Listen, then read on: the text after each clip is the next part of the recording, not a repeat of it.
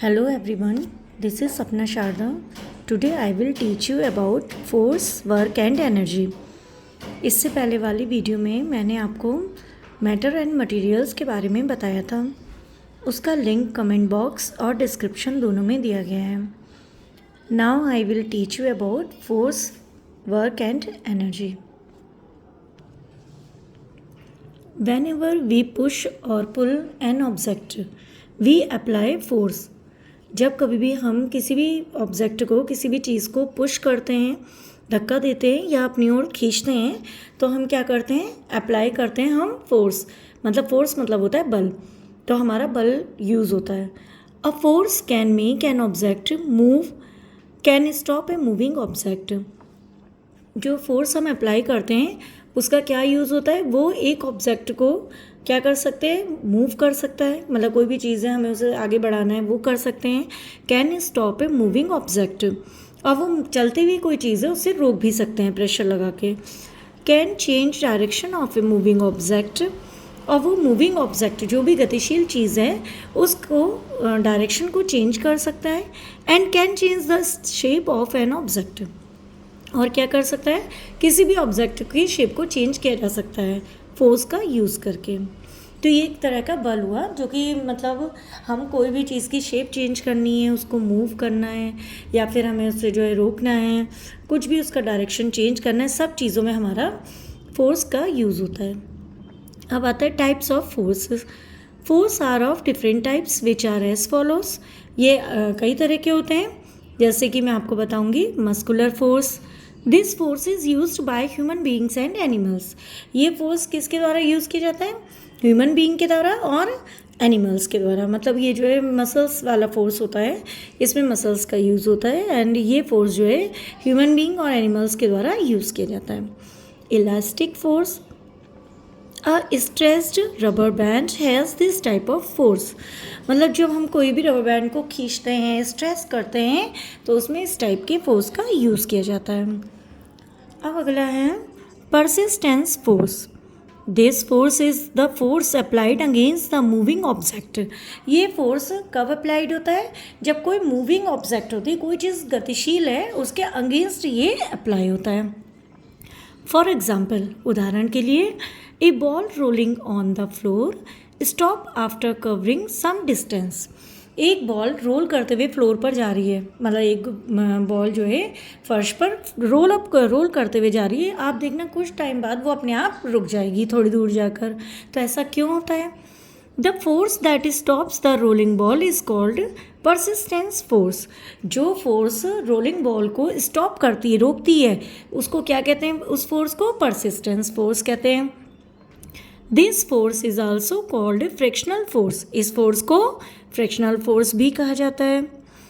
उसके बाद नेक्स्ट है ग्रेविटेशनल फोर्स। ग्रेविटेशनल फोर्स का मतलब होता है गुरुत्वाकर्षण बल।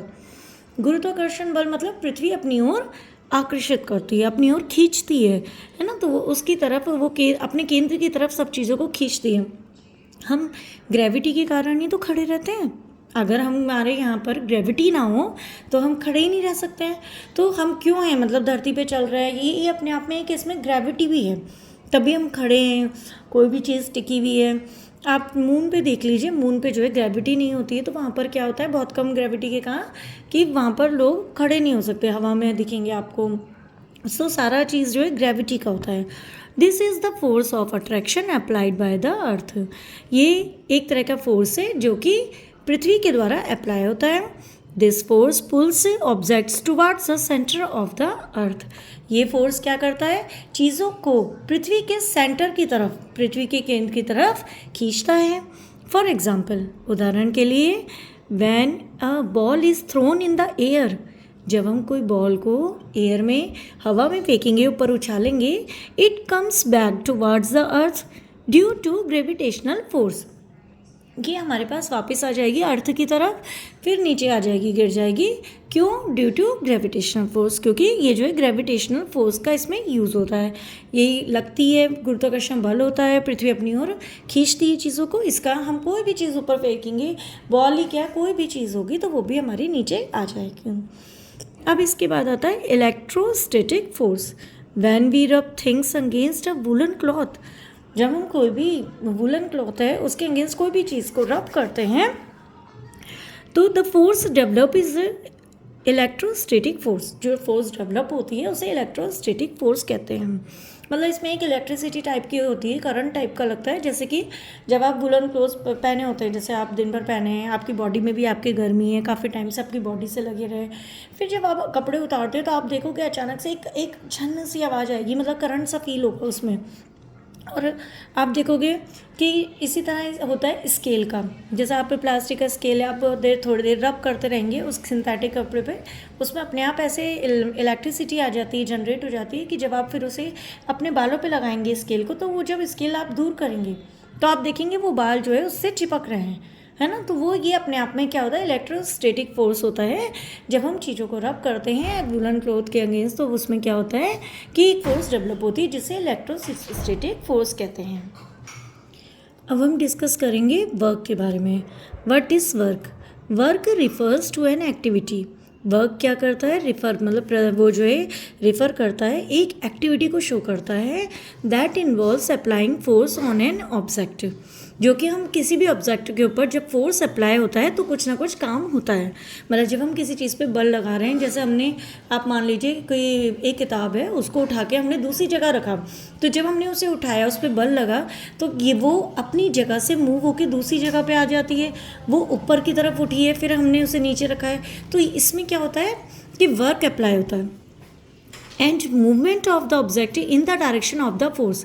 अब जब हम मूवमेंट होता है ऑब्जेक्ट का, जिस तरफ बल लगाया जा रहा है, जैसे हमने उसे प्रेशर दिया, कोई चीज़ पे बल लगाया, दरवाजे को बंद किया बल लगा के, तो वो दरवाज़ा खुला था और उसके बाद वो बंद हो रहा है, तो इसका मतलब हमारा ये काम हुआ, क्योंकि हमने उसे पहले वो खुली इसमें था, फॉर्म में था, अब जब हमने उसे बंद कर दिया।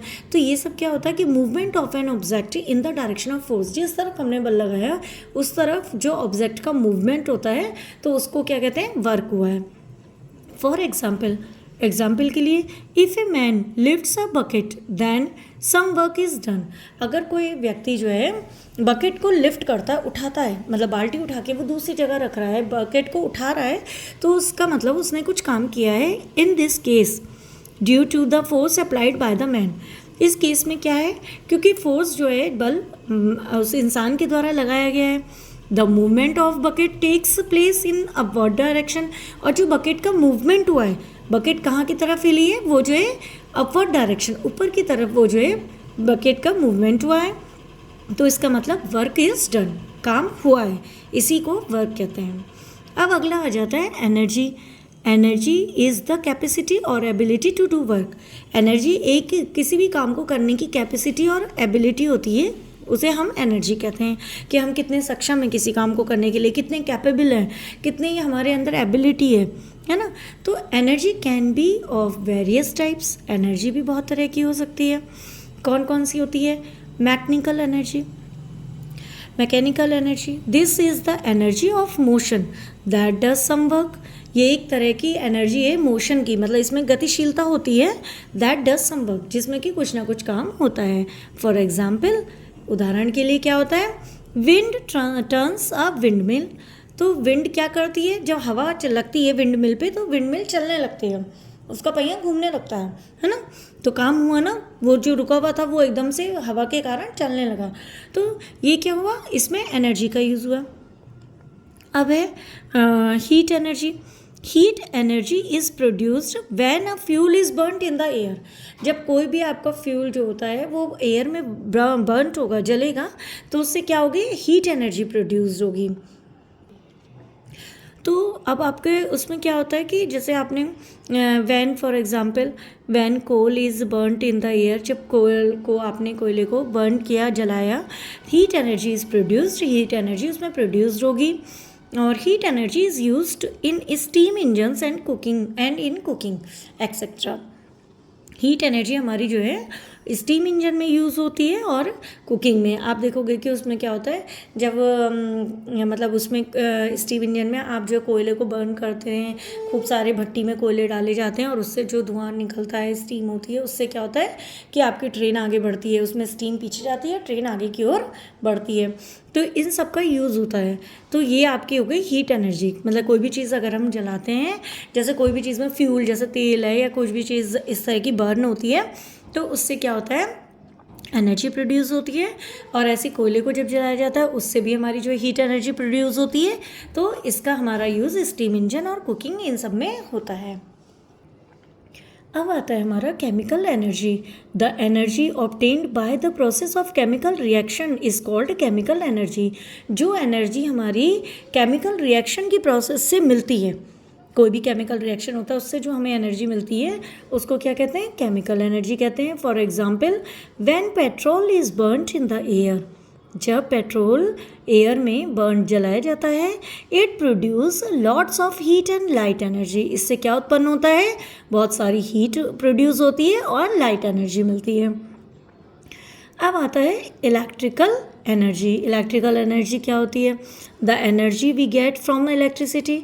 जो एनर्जी हम इलेक्ट्रिसिटी बिजली से ही पाते हैं इज कॉल्ड इलेक्ट्रिकल एनर्जी। उसको हम कहते हैं इलेक्ट्रिकल एनर्जी कहते हैं। We use electrical energy in different ways. मतलब हम अलग अलग तरीक़ों से इलेक्ट्रिकल एनर्जी को यूज़ करते हैं। फॉर एग्ज़ाम्पल, उदाहरण के लिए, we use electrical energy to light our house, to watch TV, to running refrigerator etcetera. मतलब हम जो है इलेक्ट्रिकल एनर्जी का यूज़ घर में प्रकाश करने के लिए, टीवी चलाने के लिए, टीवी देखते हैं, और रनिंग रेफ्रिजरेटर फ्रिज होते हैं, ये सब हमारे जो चलते हैं, तो इन सब चीज़ों में घर में हम काफ़ी इलेक्ट्रिकल एनर्जी का यूज़ होता है। अब उसके बाद आता है ग्रेविटिकल एनर्जी। ग्रेविटिकल एनर्जी क्या होती है, this energy is due to the earth gravitational pull. ये एनर्जी किससे आती है, अर्थ की, पृथ्वी की जो गुरुत्वाकर्षण उसका खिंचाव है, ग्रेविटेशनल पुल है, मतलब वो अपनी और चीज़ों को खींचती है, अपने केंद्र की तरफ वो अट्रैक्ट करती है। तो उसको जो है क्या कहते हैं, ये एनर्जी किससे होती है, ग्रेविटेशनल पुल के कारण, तो उससे ग्रेविटेशनल एनर्जी होती है। अब है लाइट एनर्जी। लाइट एनर्जी क्या होती है, source of light such as sun, bulb, tubelight gives light energy.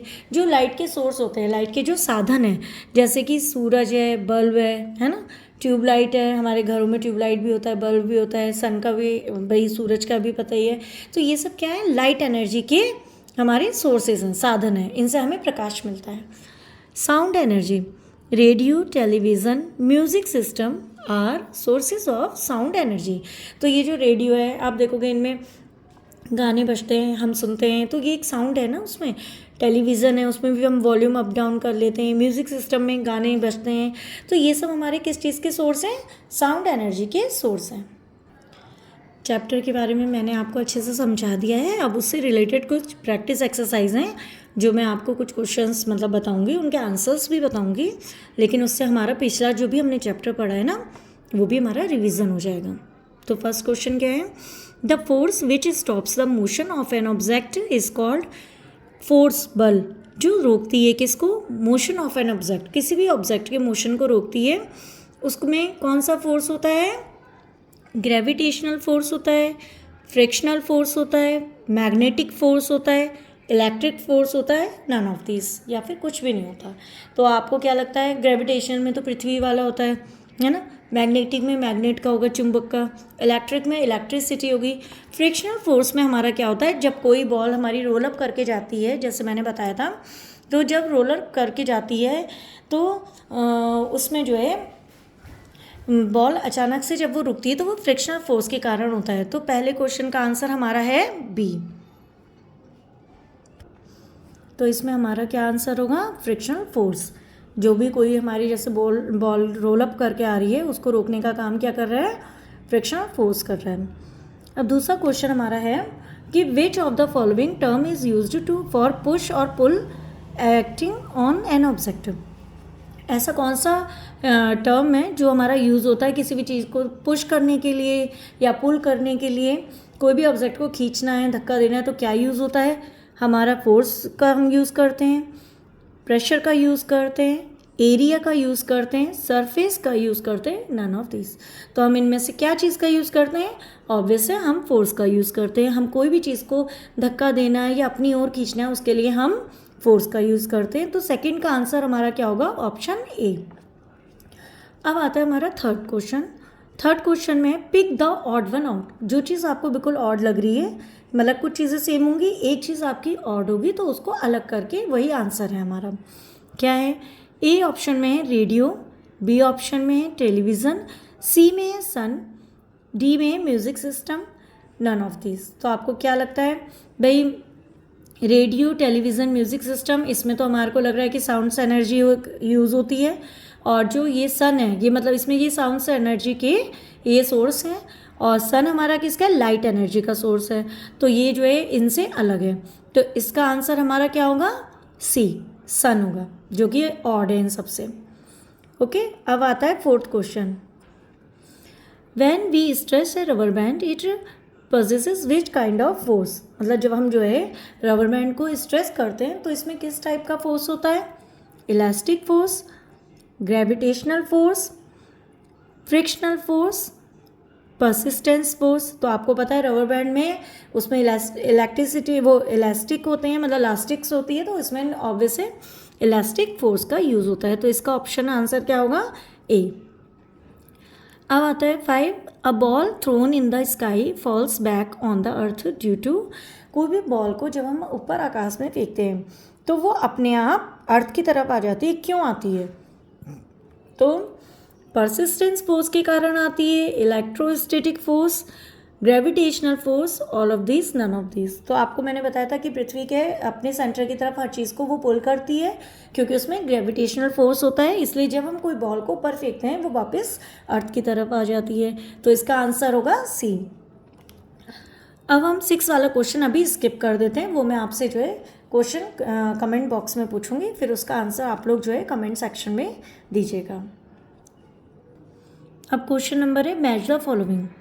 पहला है हमारा battery, bone fire, moving car, electric fan, और इधर इनकी एनर्जी है, इन्हें हमें मैच करना है। तो आंसर क्या होगा?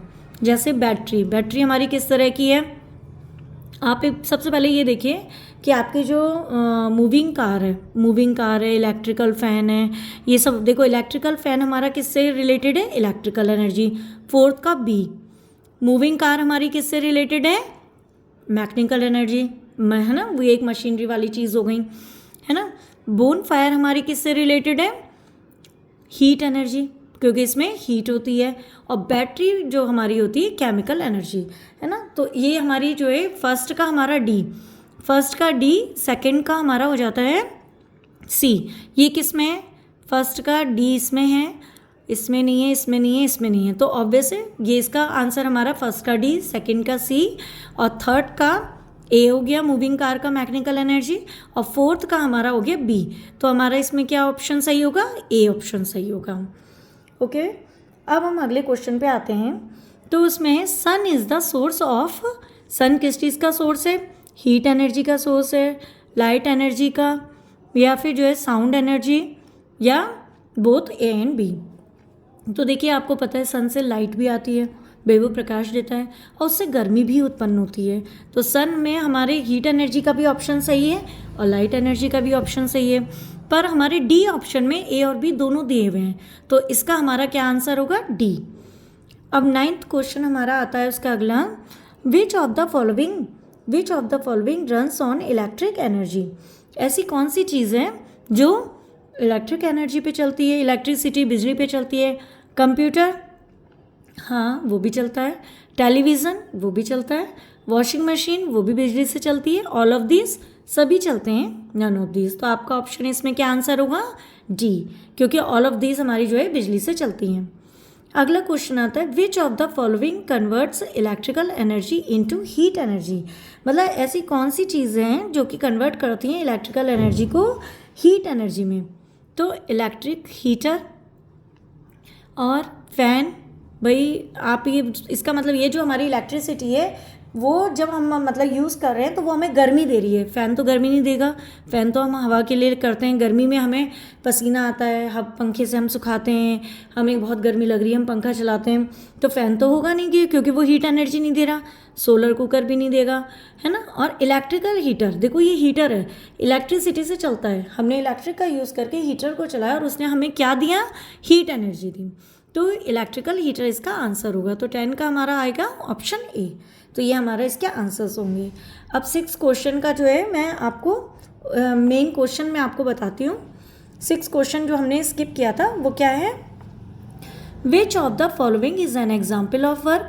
तो कौन सा एग्जाम्पल है वर्क का, a boy pushing against A wall, एक जो है बच्चा पुश कर रहा है वॉल के अगेंस्ट, धक्का दे रहा है मतलब पुश कर रहा है, या फिर a boy lifts a bucket, एक बच्चा जो है क्या कर रहा है, एक लड़का बकेट को उठा रहा है। A man pushes the car, एक आदमी कार को पुश कर रहा है। बोथ बी एंड सी, मतलब बोथ बी मतलब ये बॉय लिफ्ट ए बकेट और सी मैन पुशेस अ कार, ये दोनों हो सकते हैं क्या, या फिर नन ऑफ दिस। तो इसमें आपको सोच समझ के आंसर देना है। मैं चेक करूँगी बाद में कि मतलब किसने कैसे दिए हैं, लेकिन कोशिश करिए, बहुत इजी है ये क्वेश्चन, ज़्यादा टफ नहीं है इसका आंसर। ध्यान दीजिए तो आंसर आपको आ जाएगा। ओके, जैसे कि मैं आपको चैप्टर पूरा समझा चुकी हूँ, उम्मीद करती हूँ आपको समझ में आया होगा।